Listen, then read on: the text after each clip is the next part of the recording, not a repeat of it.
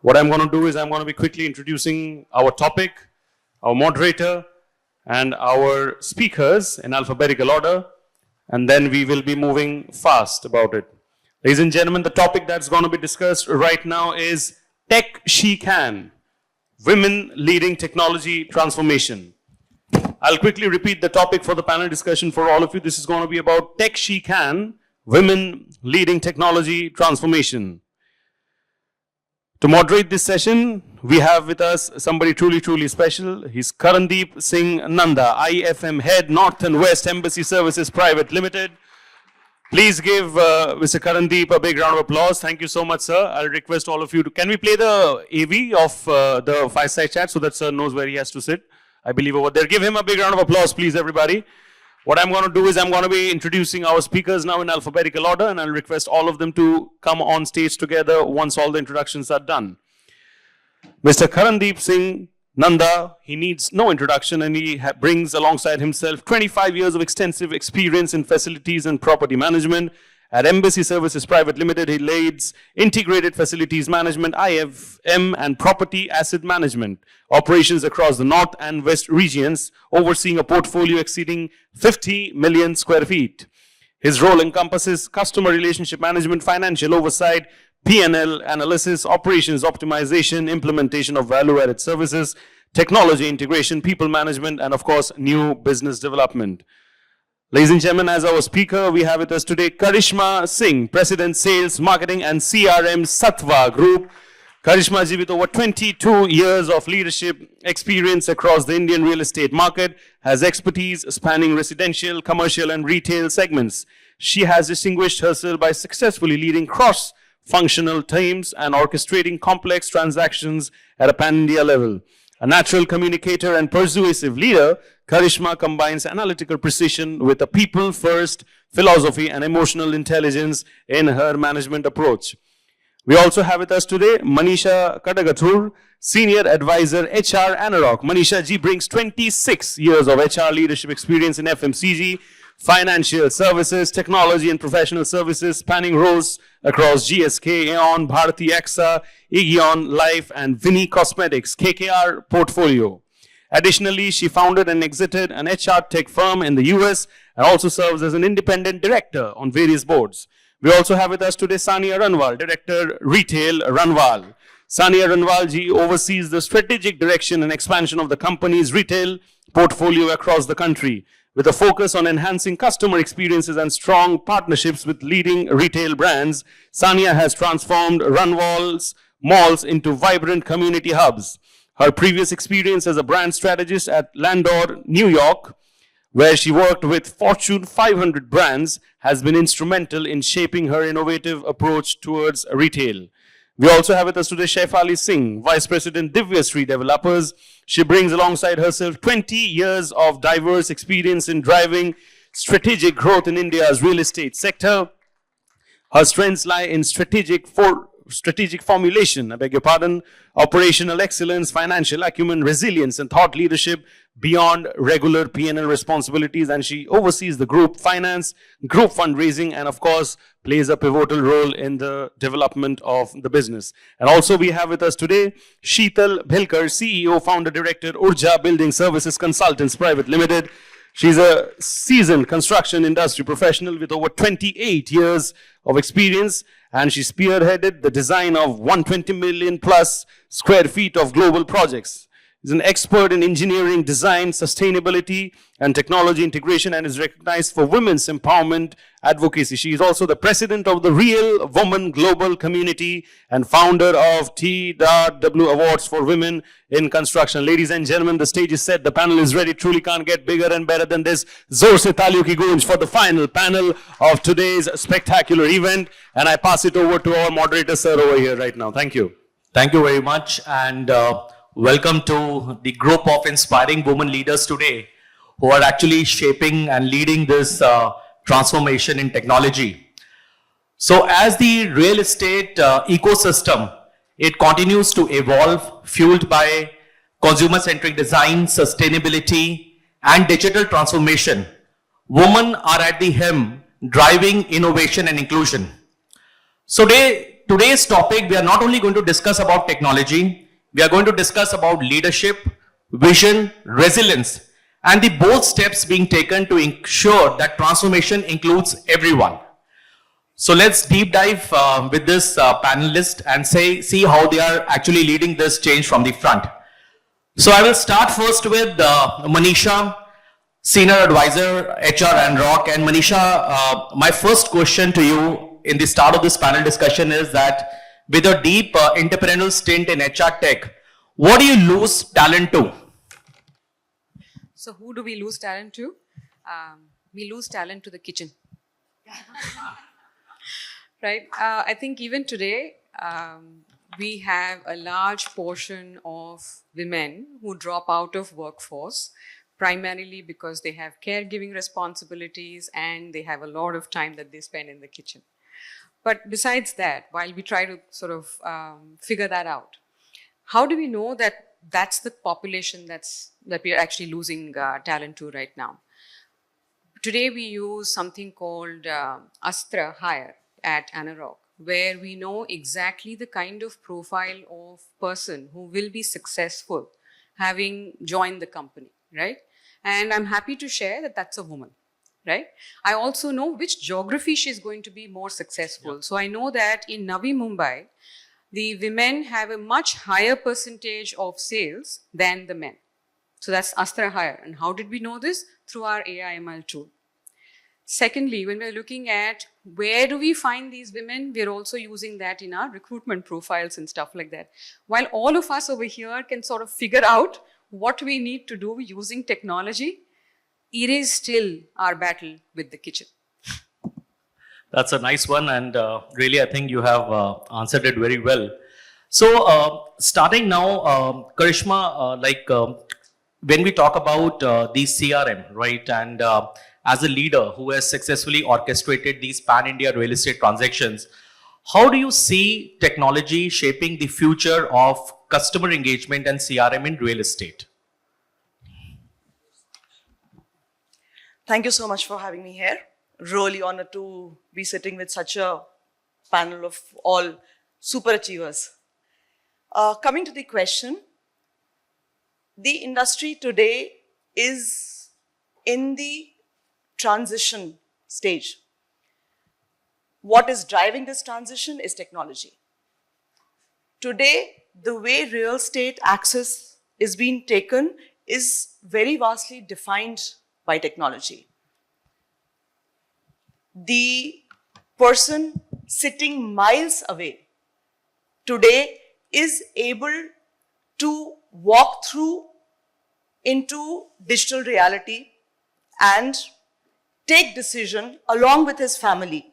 So families scattered through continents have been able to come together in the decision-making process only through the 3D and through virtual realities. I will give you an example. I personally witnessed a grandmother sitting in Bangalore taking a 3D twin, digital twin virtual walkthrough, which we call virtual walkthrough, but it is not only a virtual walkthrough, because this grandmother sitting in Bangalore is taking a virtual tour through an apartment with her granddaughter who's in Toronto, and they're discussing which room would be best suitable for her summer visits. So this is what technology is enabling today. They are enabling people to come closer. They are enabling people to take decisions which real estate industry, say 5 years before, wouldn't have even comprehended that this could be a reality. So this is where technology has gone. Another aspect is, if you see today, it is so personalized. You scan a QR code on a billboard and it gives you tailored content specifically made for you. This is what technology is doing. So technology is bringing people together. Technology in real estate has made it possible for all of us to tailor-made each and every content that we want our customer to have, which in return makes them to take an informed decision. Right, Karishma, but like we have today so many CRM tools, right? Do you think that it also presents sometimes a challenge, especially for women leaders to understand them, or how do you think about the training to for on these CRM systems? Basically, do you think there is it still requires a lot of focus? There is a lot of adaptability, which is basically required to understand data and all that. So data will come later, but when I talk about these CRM systems, so what is your input on training of these CRM systems basically? And also the after sales approach. Once you basically sell anything, then after that, how do you actually think about the after sales approach to your customer? Do you think that's still a challenge in the industry? Because mostly I'm talking from I'm not, demographically if I talk, I see a lot of North developers coming, and a lot of customers in North developers, they coming and they say that we are not being treated well after the flat is sold or the shop is sold. So how do you think, what is your views on that? Well, I'll give you a perspective from the South India developer. I'll give you a perspective from Sattva Group. What we are really excited about right now is building a portal which will not only capture the customer journey from the lead generation, after sales, but even the repeat purchase after 5 years, 10 years down the line. Again, explaining it, I'll tell you. Just imagine a platform which remembers a family which has bought a 3 BHK, say 3 years back, and the portal is able to understand the evolution of the family and the status that they would be having given on the 40 plus data analyst point that they would have reviewed, the portal would have reviewed, and then proactively reaching out to the customer or to the family saying, this is your next best investment opportunity. This is the kind of advancement that we are talking about in real estate. It's an amalgamation of technology and a very highly personalized service. And I think that is the key for repeat purchases basically, because once our targets are met, I think repeat purchasing is very important. Like in our industry also in facility management, when we see renewing a contract, retaining a contract is very important.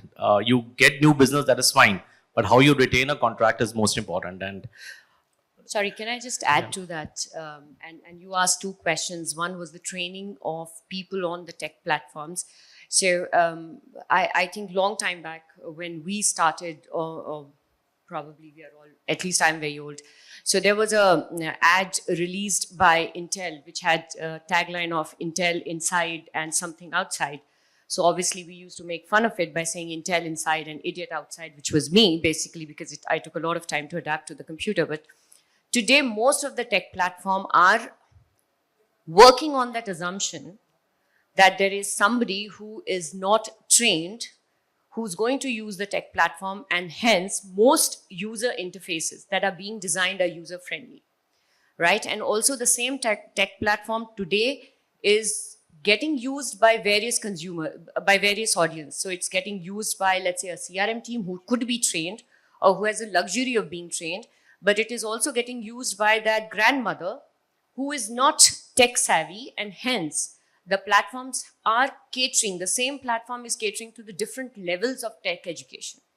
So I think training is not so much of an ask, because even from whether, and agnostic of the industry, whether it's real estate or non-real estate, the churn of people is so high that you have no choice but to make a user-friendly tech platform. On the second part, which is the North Indian after-sales service, let me tell you, whether you buy a house, whether you buy a car, whether you buy a bag, after sales, always there is a disappointment. It is a relative degree of disappointment.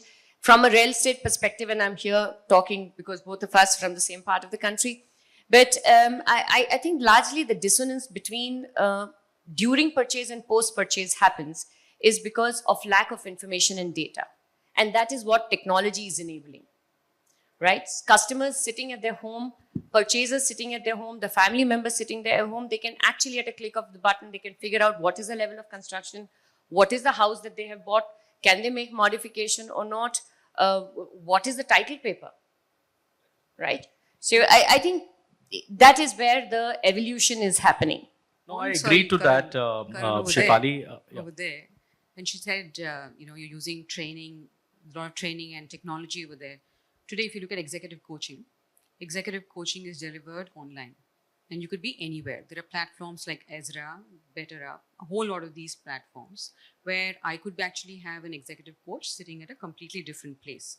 And this is not just a Zoom call. This is actually a platform where I'm training the AI over a period of time, and Marshall Goldsmith's entire 1,000 Coaches platform is built entirely on that, right?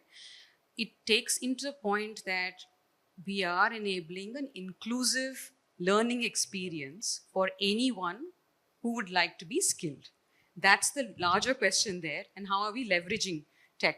Those are really the platforms that are there. Now, within real estate, are we using some of those? Maybe some organizations are, some are not. No, I agree. And Shivali, after sales service, like you mentioned, not only in real estate, but it's, I think, in most of the other products also.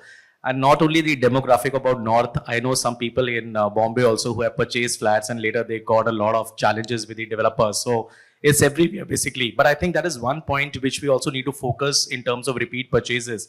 And Manisha, to your input on the training part, I agree. And today a lot of online platforms are also available, like you have this EDX, Udemy, where you can do these online trainings also in terms of tech. Now coming to you, Shefali, from your perspective, managing both finance and strategic growth, how is technology influencing capital deployment, risk assessment, and operational decisions in real estate today? So, Karan, I'll divide that question into two parts, and one is the operations, and the second one probably is more present and more forward-looking, which is the capital deployment as well as the risk mitigation. So, when it comes, I think the fundamental of all these three things is essentially the data, right? And what a tech platform, or what, at least in our group at Divishri, what we are using technology is there is no dearth of data. Right? So I think if you were to look into any room or any developer, which is a grade A developer in the country today, they have 3 decades, 4 decades, 5 decades of data with them. The question is looking at the data, putting it all together, analyzing it, and learning from it fast. Right? And that is where I think the key lies. Whether it is an operational efficiency, which is through design, through process innovation, through integration, to meet the customer's requirements.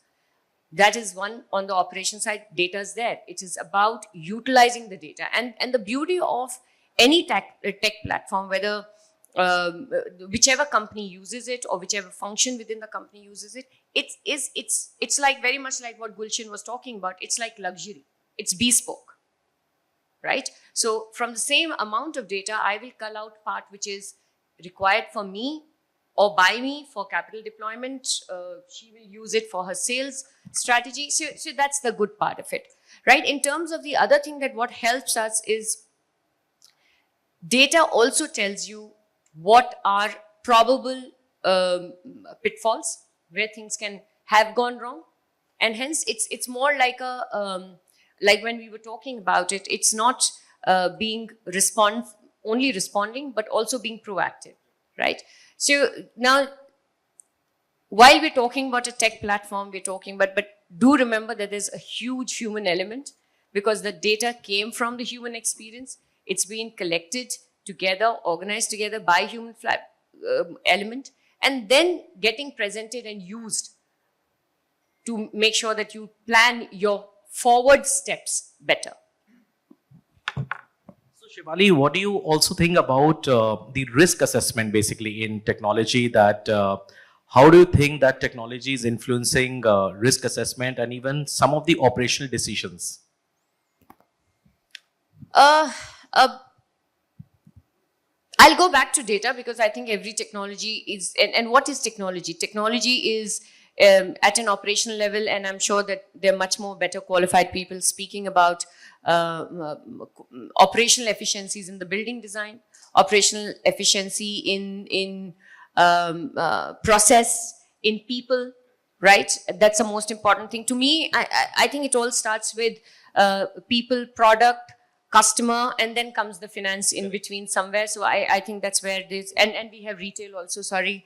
It's at the end of it, right? All of us in this room are serving one person, which is my end customer. And that end customer definition changes. Yeah. So, Karishma, like in CRM also, we see that after you basically, when you finish your leasing part and when you're managing a building, there is a lot of technology there in terms of operational, like you have a property management software or you have some IoT based sensors. So do you think that is that adds efficiency and how is it influencing in today's competitive market? See, I'll add to what Shefali was just mentioning. There is data there, but with data, the organizations have got this institutional memory. The day a customer comes and contacts me, I start having, whether I want it or not, because of the technology proficiency, I have the full Jan Kundali, So you have approached me, you've spoken to me, I know how your family operates, what your preference is. The day you came and bought an apartment with me, I would know the entire journey and everything in and around that. When I know so much about you, the accountability increases. It's not just the data. I have to be accountable for everything there on that I manage. So when you say about facility management, I should, through the family analytics, which I already have access to, I should know that at certain point in time, this particular apartment or this particular office, if I'm talking about leasing, would be more open to having a survey done or having a maintenance done. So what the institutions now have to do is not just get technology, and like Shefali was mentioning, you need to analyze it, you need to know how to use it, and then apply it for the betterment of the customer. We have to understand that everything, end of the day, has to improve the lifestyle, have to add value to the customer, and that is when the technology makes sense. I agree with you because I just wanted to add that when you were talking about, IOM or BMS, IBMS, I think even what we've seen across more than just operational efficiency, and we've seen implementing this across all our commercial assets, almost like a 30%, 40% decrease in electricity, water, manpower, because you don't need that many people deployed on site to constantly monitor equipment. You can wirelessly see, does it need preventative maintenance? Does it need attention today? And adjust all of those things. But there's also a huge sustainability benefit because you can optimize how much of your utilities that you have. So you're not wasting power, you're not wasting water. You can kind of measure for it. And I think across all of our assets, we've seen operationally, yes, but as we talk about sustainability and giving back to the environment, it makes your building green and better for the community that lives in it. And I think there is a lot of knowledge also available today with the customer. They know about all these smart technologies. They know about various sustainability initiatives like air quality monitoring. And even if you see in your residential societies today, the housewives know about smart home concept. They know about smart kitchen, smart security. So I think there is a lot of knowledge also which is available in the market today. And that's where we have to actually live to that expectation. Sania, now going with your that you have worked basically with all these Fortune 500 brands and you're leading a major retail transformation in India. How do you see the intersection of tech, branding, and consumer psychology in driving the future of real estate? I think when it comes to tech and your consumer, I think you see it today. As we've been discussing with consumer research and product development, if you don't have the technology to understand and analyze your consumer and then more than just understanding, implement that conversation back into the way you're building and developing products, I don't think you'll survive. Like if you look at brands like Shein and NewMe, why have they disrupted the way they've disrupted the market? They've changed the model of production. They would go on Google search, they would see what are people typing, where are your search volumes coming from. They would design, put it up, see if 10 pieces sell in 30 seconds, a minute, and then go and bulk produce them. And you're changing your designs and your fashions on a monthly basis. They weren't waiting season wise, or we'll hear something new. They were changing on a monthly basis, listening to customers and using that technology in their product research.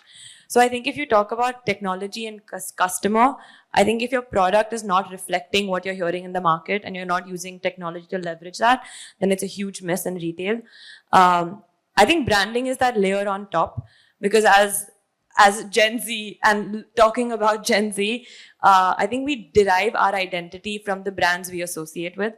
So you could have the best product, you could be shouting the loudest, but if the identity and the consistency that you've built around the brand doesn't resonate, there's 10 other brands that I will give my money to or that have bought my loyalty. So I think the branding is really that tying thread that will make me come back to you, even if the product is good. Okay. Sheetal, coming to you and your vast experience in engineering, design, and sustainability, how do you think, how do you see these emerging technologies like IoTs, digital twins, and BIM transforming the design and construction landscape? Thank you, Karan, for this question. I was patiently waiting for my turn to come. I'm being part of this industry for almost 3 decades. In fact, I have witnessed the journey right from the drawing board.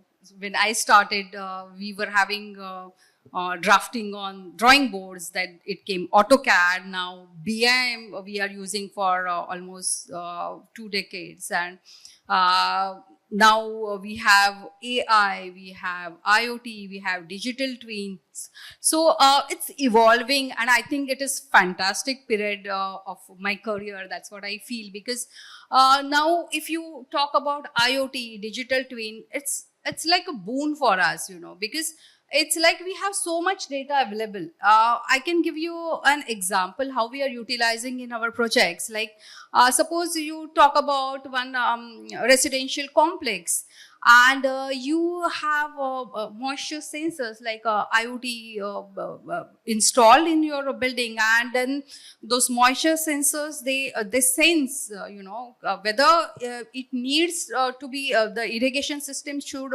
start, the sprinklers should start or not. So you see the amount of water you are saving like this. So sustainability is there, like because of all this. This is just a small example. Like this, there are so many things we can do with IoT, because we have so much data.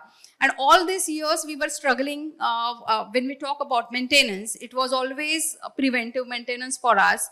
We have to design for things based on the experience we were designing and whatever data we were having. But now we have, because of IoT, we have now predictive maintenance, which is, I think, a very good thing, which we are like by using this technology. All I think operations people, they are definitely benefiting with this. And sustainability, definitely we are saving a lot with all these technologies, because water, energy, all these things, because of this data available, we can analyze and take the decisions properly. And now when we talk about digital twins, many of you know about digital twinning, like we have Apple Watch, or for our health data, we are getting the data, and based on that, you can take your decision. With this digital twinning, now we have our buildings live. We have all our buildings data on real time, and we can take decisions which are more, we can take decisions which can be 90% correct at least, because you have that much data and you can analyze that. So I think it is wonderful right now, the way technology is evolving. We are using it in our projects, and definitely we are trying to use this in different projects like residential sectors. It is becoming little difficult because we have to educate our clients about this technology, but we are continuously doing this. I think the question over here is a little bit more about personalization, right? That's what technology has actually helped us with, because we no longer have this one size fits all solution or a motherhood policy saying if I need to have women at work, then I need to have a much larger kind of just a one size fits all policy. I'm using tech to figure out today that I know, in a Gen AI case, we call them genies, right? These genies are used in several use cases. One of the use cases is about, we know that there are people who'd like to chat as Anurag is a professional services firm selling real estate from residential all the way to land. There are people who like to chat at 2 a.m. in the morning with a lead, right? So who's sitting over there at 2 a.m. in the morning answering that lead? Not a human, but a genie, right?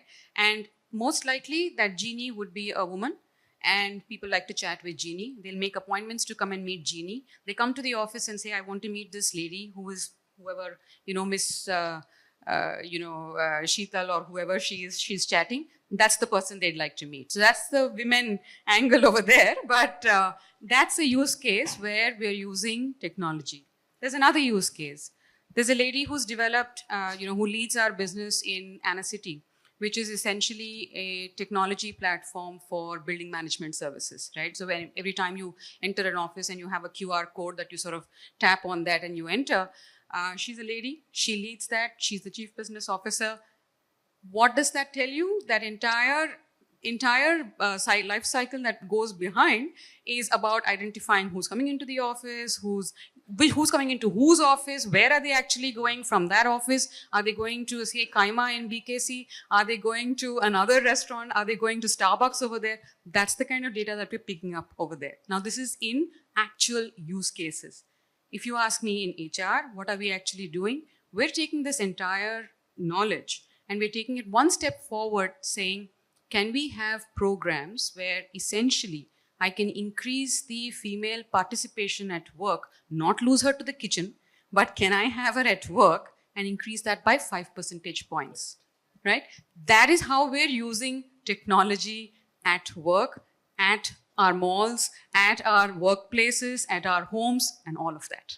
And I think today employers also, they tend to stay with you when they know that technology is supporting them at their workspace, right? And like we operate basically from WeWork, and we know that lot of times I see these collaborative spaces or meeting rooms or where you have a sofa, all of them are occupied, and many strategic decisions you take there. So I think even from an HR point of view, these inclusive, adaptive workspaces also is something which might not be directly HR, but somewhere it is also important from a perspective of an employee work-life balance, basically, because even today we see these indoor air qualities, right? And people are having that knowledge, whether you have done your IQs, we have a lot of well and lead certifications which are also done. I think somewhere that also leads to a healthier work-life balance. We also know that the one thing that no office has enough of is meeting rooms, right? Everyone is constantly looking for meeting rooms. And that, how do we know that? We know that not because they're complaining very loudly. We also know that because they're going somewhere and saying, these are the places that people are actually moving around. And that's where we need more open spaces. So yeah, absolutely. So Manisha, one more question just related to encouraging women in technology is that, do you think that this public-private collaborations also, maybe partnership between government or non-profits, businesses, do you think that can also promote gender equality in any way? No, absolutely. Absolutely. Okay. No doubt about that. But I'd like to broad base this question a little bit differently and say that I would say that for anyone who's, any woman who likes to stay, whether in the real estate sector or just stay employed, it would come down to 3 different things. It would come down to getting skills in at least 2 geographies, in 2 different functions, so 2 plus 2 plus 2, and in 2 functions, right? That would essentially, in 2 roles, in 2 functions, and in 2 geographies, would probably help her.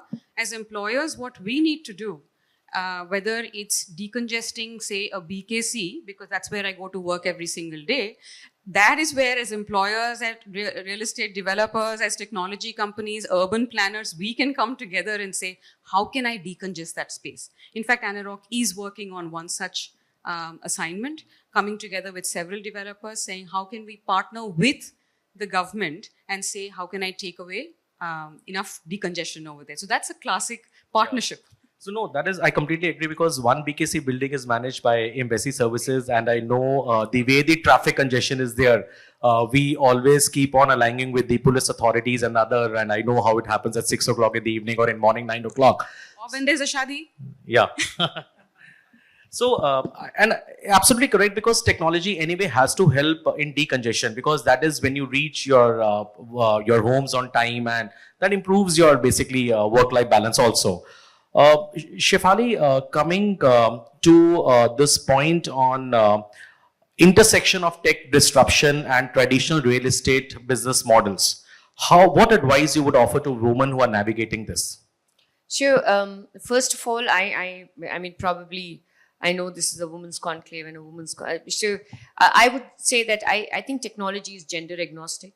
Any industry is gender agnostic. Yes, there is enough talk and enough spotlight on being women, being a woman leader, etc., etc. But it is the 2+2+2 strategy, I think, benefits all across, especially with AI coming in and a lot of routine jobs becoming redundant. The double upskilling, learning more than what one single, from a watch, right? Today, our Apple watches or most of our watches could do multi-function. So single dimension is no longer valid. Today is an age of multi-dimensional. That is what I would look at Gen Z and say. So coming to your specific question about, technology making real estate more productive. Yeah, so it's mainly revolving around the intersection of this, the traditional real estate business models and the tech disruption. So in fact, I don't call it a tech disruption. And I think a case in point is WeWork itself, right? I always believe that today the buildings that we know as 10 years old, actually just 10 years back, the buildings have completely transformed. Today, every commercial building and possibly even on the high-end residential, their lobbies look like a hotel lobby, right? WeWork has completely transformed the way we work, the way we think about work, the way interpersonal skills work. So I think the good thing is that we as a generation are at a great cusp of seeing how the old is meeting the new and the future, right? So we are at the fusion generation. Yeah, that's why we say that diversity is not only gender, it is also geography, generation. So there are 3 G's in diversity. And when we talk about inclusivity, so like diversity is just inviting someone to a party, and inclusivity is making someone comfortable to dance at a party. So it's like that. Sania, coming to you on the malls, right? With malls evolving basically from these shopping spaces to experience-driven community hubs, how do you think that technology can leverage both customer engagement and operational efficiency across Runwal's real estate portfolio? So I would say that across, everything that we do from residential offices to malls, the thing that we are really focusing on with technology is personalization, as we discussed, and convenience. I think both operationally and for the customer. So when we talk about experiences and what today's consumer wants, from our city being, I think we've had Kailash Kher, Sanam. Sometimes I think we've become a concert venue more than we are a mall. But like farmers markets, but more than that, it's understanding which of those events is driving sales. So yes, those events are happening, but is the customer that's walking in for a farmers market more likely to buy F&B or more likely to, go and shop as opposed to somebody that's coming in for a concert? So when we talk about data and technology, like that's where we're seeing the intersection happen, is can we profile both their propensity for entertainment with their propensity to shop and the ticket size that they're purchasing? And then when we go forward, we're actually piloting something to understand whether we can bring in the personalization that e-commerce has achieved, but into a mall environment. Today we run offers, we run promos, but can we send out very personalized offers if I know that you like shopping at Zudio and I know you like eating at Yumi, is there something that I can combine and give to you because I've seen you come to the mall and do that multiple times? So for us, personalization is key. When it comes to home buying, I think, we were discussing about how you can even think about which kind of women will succeed in what kind of environment. With homeowners, we're looking at, okay, we get the data, but if I know you've come in 2 times with your family and you are Gujarati, are you more likely to close today with this kind of a sales manager? That's the kind of data analytics that we are looking at this year and we're already piloting at. So for us, personalization is huge, and without the kind of technology and BI tools available, this would never be possible at a large scale. And when it comes to operational efficiency, I think we spoke about, IBMS or IoT models. Like parking for us has been a huge thing. I know it sounds very small, but just ensuring that when you enter a mall, everything that operationally would cause friction, we're making it seamless and more technology efficient. Yeah, I agree. And I think malls have done that, especially in terms of traffic congestion. And today, if you go to a mall, there is a lot of change management, I will say positive change management, even in terms of sustainability. You see EV charging stations. It was not there in earlier malls. Even the place where I stay, I have Viviana Mall, which is very closer to there.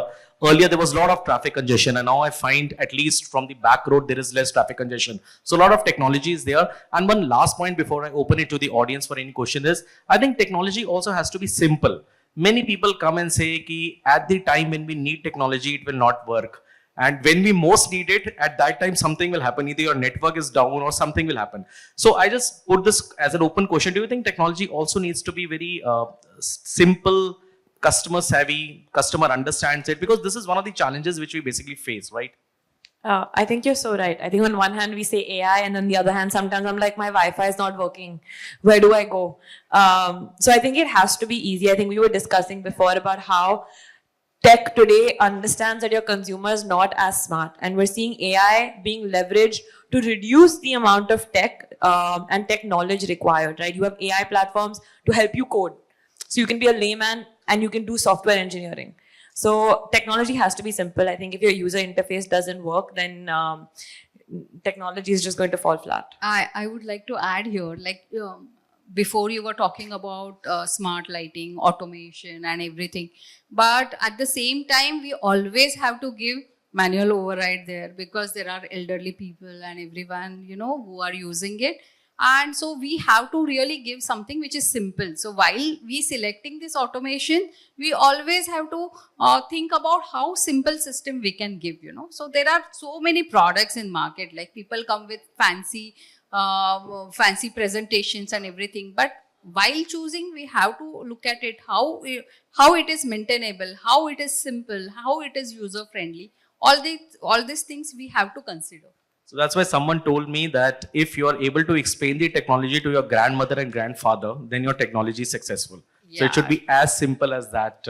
Again, we talk about generation basically, right? Do we have time for audience questions? Sir, unfortunately not. We are really, really delayed. Please give them a big round of applause. Yeah.